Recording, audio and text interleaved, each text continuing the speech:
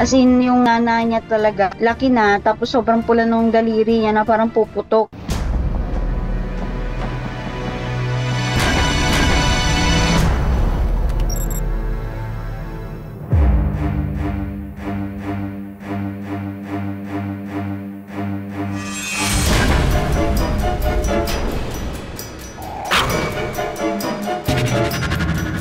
Makapal po siya na parang yelo. Tapos yung pinakang kuko, di ba manipis po iyan? Sa atin, normal na nipis. Sa kanya po, parang mga 4 na patong na kuko yung kapal niya. Hindi po normal na kuko sa baby.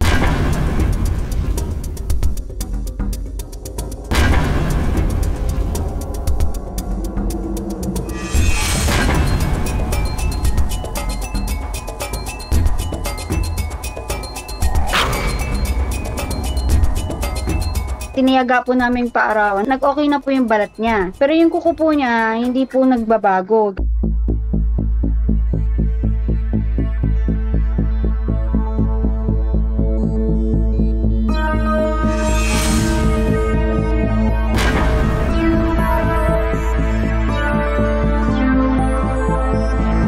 So sabi po ng dermapedia, may infection na nga po. Tapos binigyan rin siya ng antibiotic. So nung start na po siya mag-antibiotic, medyo umimpis naman po yung pagnanana. Pero talagang yung ano po, di pa po ma-roll out ng dermapedia kung ano po yung nangyari sa kuko niya.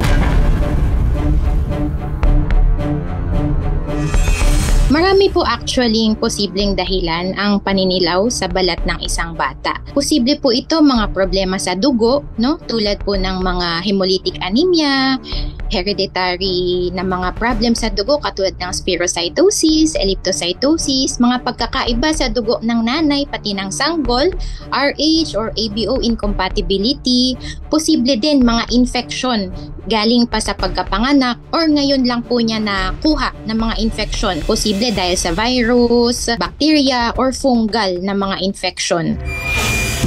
Base sa itsura ng kanyang kuko na kumakapal, no, na madilaw, ito na lang kasi yung ngayon na present na sintomas ng bata. Pero para mas lalo pa nating makasigurado kung ano talaga ang dahilan, mas makakabuti na ma-work up ng maayos ang bata. Kung talaga bang mataas ang paninilaw sa katawan o sanhi lang ba ng infection yung paninilaw sa kuko?